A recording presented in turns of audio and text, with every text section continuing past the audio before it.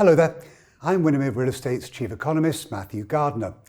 Some of you may possibly remember that last year I put a top 10 list of things for brokers and their clients to be on the lookout for in 2021. And because so many of you told me how useful it was, well, I decided that an update was in order. So, without further ado, here's my list of things for all of you to be on the lookout for in 2022. First up, prices will continue to rise. Now, I'm pretty sure that most of you are already saying to yourselves, well, that isn't much of a surprise. But it is worthy of making it onto my list, as whispers have been growing louder from some who are becoming far more vocal about their belief that we're set for home prices to drop, given the extremely rapid pace of growth we saw last year. Now, I certainly don't see prices falling this year, but I have no doubt that the pace of appreciation will slow significantly. In fact, I expect home prices to rise by around 6% versus 16% in 2021. And the primary reason for this slowdown is that we are testing affordability levels across much of the country. And not just in markets you would expect to see affordability issues, such as Los Angeles, San Francisco, New York, Miami, or even right here in Seattle, but the share of households making local median income who are able to afford a median-priced home has dropped significantly in markets that you would not expect. And here I'm talking about areas like Corvallis, Oregon, which was technically the least affordable market in the country in the third quarter of last year. Also pretty high on the list of unaffordable markets were Salem and Eugene, also in Oregon, Boise, Idaho, as well as Tacoma and Bellingham right here in Washington state. The bottom line is that some of the heat will come off the market this year with price growth slowing, and listing brokers need to be positioned to explain this to their clients, who have become very accustomed to seeing prices spiraling upward. Those days, I'm afraid, are highly likely behind us, and it's not a bad thing. Number two, the spring buying season may come earlier and be bigger than you are expecting. As I suggested several times last year, the work from home paradigm is real, and I see this potentially increasing buyer demand for several reasons. As we all know, many companies were planning to announce their work from home policies after Labor Day last year. However, the rise of the Delta variant of COVID-19 forced them to delay their decisions until the start of this year, and assuming they don't further postpone implementing new policies due to the Omicron variant, workers will get more clarity regarding work from home. And when they do find out exactly how often they'll have to go into their offices, well, I see many of them immediately start to search for new homes that are likely to be further away from their workplaces and into more affordable markets. I also expect some to start looking for a new home not necessarily because of price, but because their current homes just aren't equipped for remote working.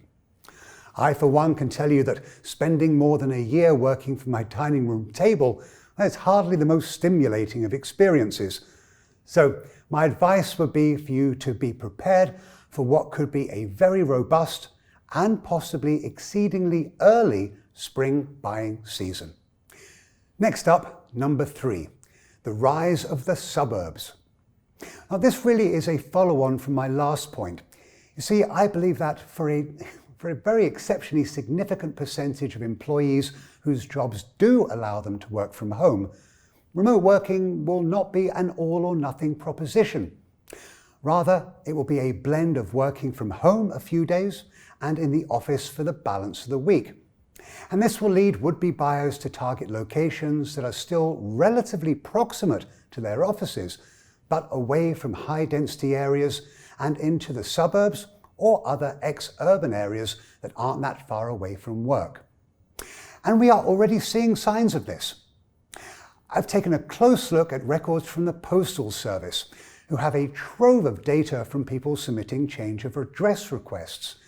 And it showed me that, so far, 84% of households who have already moved actually stayed in the same metro area as their old home. Now, of course, some will be able to work from home permanently, and this will allow them to look even further afield. So I also expect to see greater interest in secondary and tertiary markets that had previously been generally overlooked. And the big gainers here will be markets like Breckenridge, Colorado, Payson, Arizona, the Dalles and Astoria in Oregon, Wichita Falls, Kansas, and, believe it or not, Spencer, Iowa. These are locations that will certainly benefit economically from the influx of new residents, but I would offer a word of caution.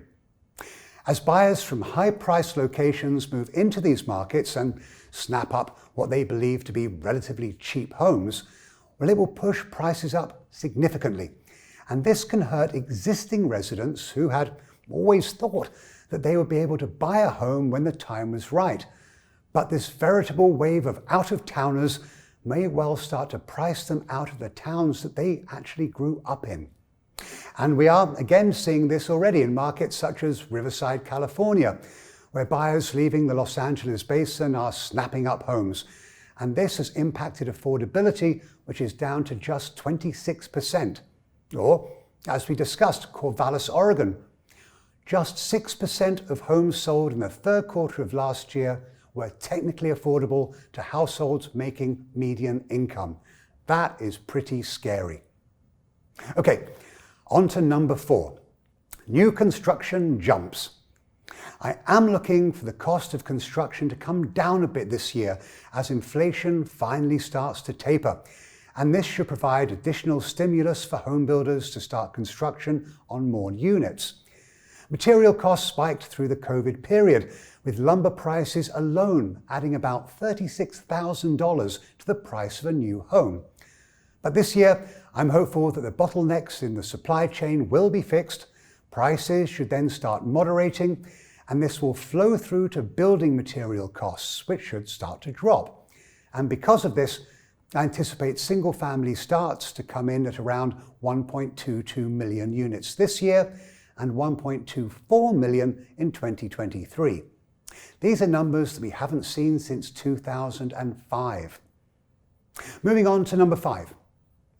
Big push to address zoning issues that limit development. Although we've already seen significant changes in some markets, I expect this to become more of a focal point this year. Back in 2018, the first market to eliminate single-family zoning completely was Minneapolis. Now you can build duplexes or triplexes in any area that was previously zoned for single-family homes only. In 2019, Oregon followed suit, and last fall, Governor Newsom in California signed similar bills, SB 8, 9, and 10, into law, which all took effect January 1 of this year. What has clearly started to become apparent to legislators is that housing affordability is an incredibly significant issue, and the only way to get around it is to add to housing supply. And I believe that this will actually have a significant impact in more inexpensive markets where, contrary to the popular, albeit incorrect, belief that additional density will lower the values of existing homes, I actually see existing homeowners in these markets, I think they're going to find their home values rising at a faster than average pace because of these policies, and that's something that is not being talked about. Number 6.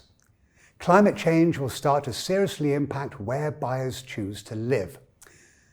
Now that natural disasters are increasing in frequency and climate risk data is starting to become more readily available, get ready for home buyers to require more information from their brokers about these risks and their associated costs.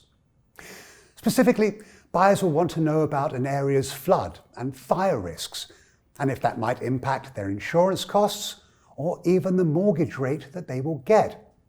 You see, there's a practice known as blue lining, where banks or mortgage lenders draw lines of risk around certain neighborhoods or even streets, often without clear disclosure, and this can impact the mortgage rate that buyers are offered.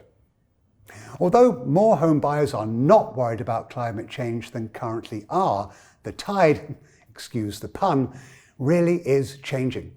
And this is being led by millennials, but it's also high on the list of concerns from Gen Y buyers and even Gen Z, who, although still far too young to be in the position to buy a home, will be very focused on this when they get to the ripe old age when home ownership becomes important to them.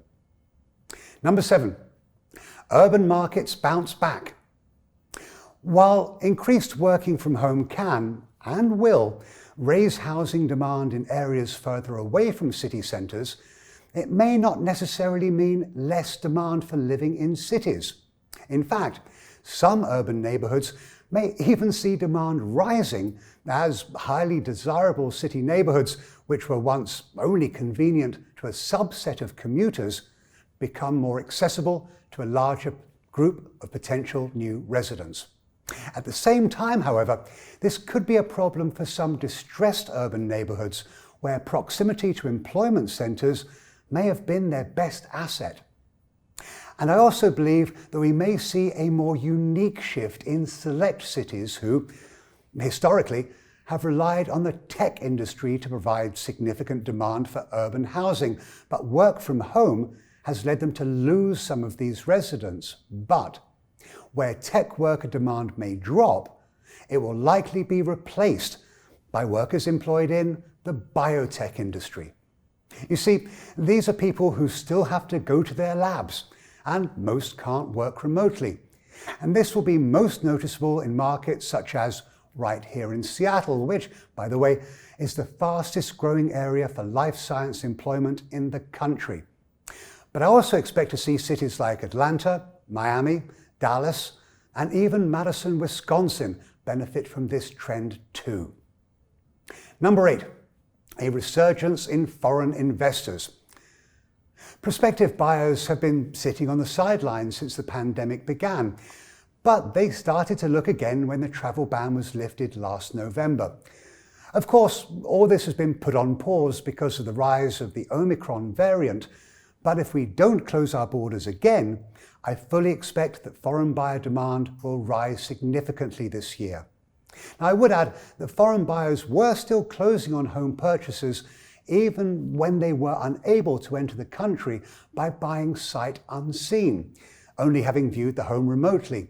And this is likely to still be the case, even if we end up shutting down our borders again.